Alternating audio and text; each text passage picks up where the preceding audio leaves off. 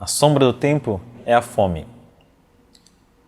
Quanto tempo um alimento carrega em si? Quanta fome ele carrega em si? Eu tive a oportunidade de trabalhar num dos melhores restaurantes do mundo. 3 estrelas no guia mais importante do mundo. Saía todo dia de casa às 7 da manhã e voltava 1 da madrugada, feliz da vida. No meio de tanta tecnologia e inovação, menu degustação disso e daquilo. Eu fazia esse trajeto do restaurante até a casa onde morava sempre de bicicleta. Estava em torno de 20, 25 minutos.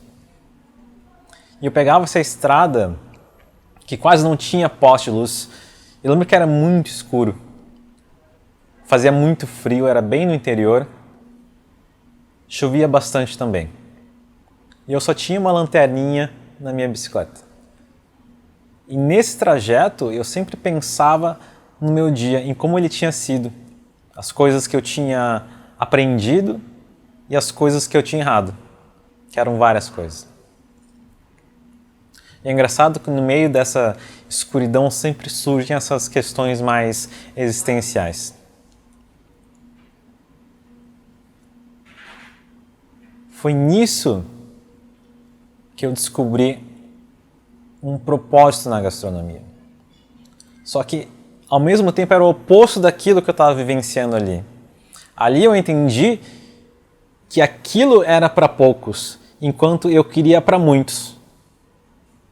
Ali eu vi que a precificação era um critério de exclusão e não de inclusão.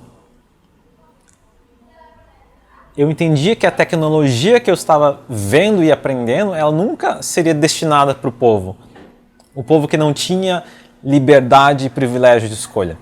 Eu entendi que o produtor daquele insumo, ele nunca teria dinheiro para comprar aquela refeição. Então o que acontecia era, a ciência da alimentação, ela sempre estacionava na vaga de quem podia pagar mais. Aquela era a realidade.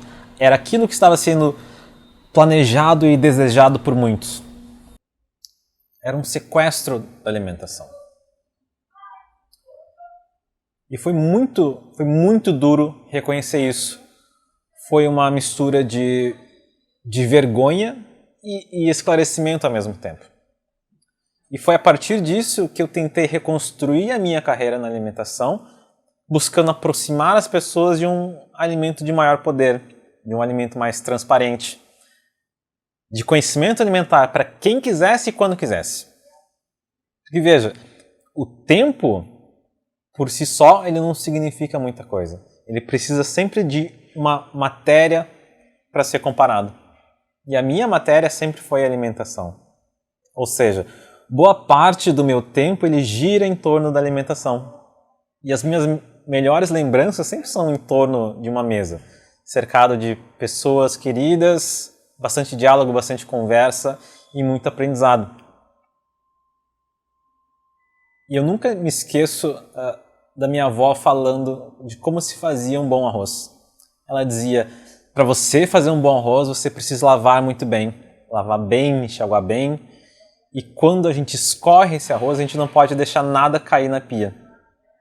Porque todos aqueles grãos que caem na pia, eles enchem uma panela no final do ano. Dá para toda a nossa família. Eu lembro que aquilo mexeu muito comigo, porque eu comecei a entender que a alimentação era sempre para longo prazo. Só que a atitude ela tinha que ser diária. Então, seja para ganhar peso ou perder peso, a conta também tem que ser a longo prazo. Se a gente quiser ganhar 100 gramas, é muito fácil, a gente come um pouquinho a mais por dia e em uma semana a gente chega lá. A gente ganha 100 gramas, ganha 400 gramas no mês, a gente pode ganhar 5 quilos em um ano se quiser. Então a gente aprende com essas escolhas. Então eu preciso diferenciar a fome da vontade de comer, diferenciar a sede da vontade de beber. A fome, ela não vem e vai sozinha. Quando ela chega, ela simplesmente cresce, ela acelera. E ao mesmo tempo, ele passa muito devagar. Para quem não tem privilégio de escolha, comida é só comida. Comida é o que dá, comida é o que tem. Comida às vezes é sobrevivência. E a fome é um jeito que o corpo encontra para dizer que eu quero viver. E para quem pode escolher, alimento, alimentação, gastronomia é sempre uma coisa muito incrível. É sempre contrastes, sabores, uma explosão de sensações. A alimentação, quando ela é divertida, ela passa muito rápido. E eu entendi que ter tempo para escolher essas coisas também é um privilégio. Eu digo isso porque eu errei nisso também. Eu sempre defendi o ensino público e gratuito com muita garra e muita dedicação. Então hoje, seja na universidade ou nos meus negócios, eu busco seguir a minha filosofia de alimentação. Ela precisa ser justa e acessível para poder circular, para ser livre. É preciso libertar essa alimentação. É preciso soberania alimentar.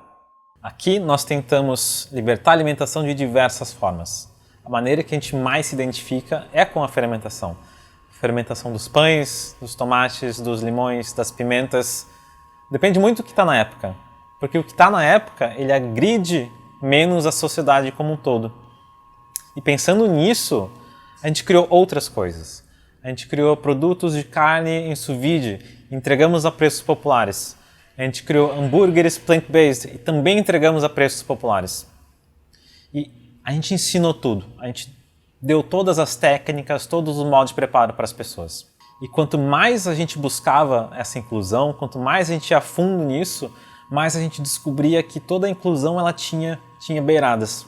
E hoje nossa comunidade entende que nosso produto vai muito além do alimento. Ele é uma ideia de um mundo que a gente quer.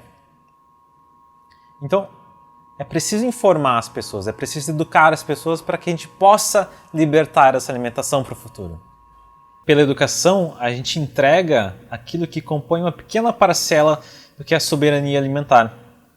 Através da educação, a gente entrega conhecimento. Conhecimento para quem toma as decisões por nós.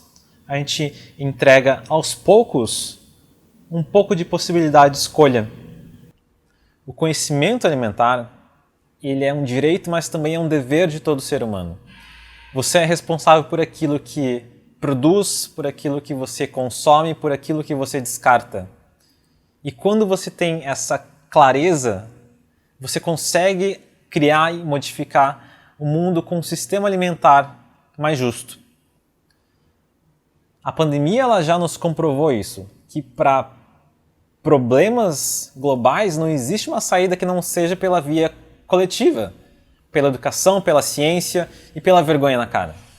Infelizmente, eu acho que a próxima revolução alimentar ela não vai acontecer porque nós queremos, mas é porque a gente precisa. E isso é porque a gente sempre acha que vai ter tempo para solucionar as coisas. Mas não. O tempo ele nunca esteve a favor da alimentação. Então é preciso a gente fazer as pazes com o tempo para que uma nova revolução alimentar aconteça.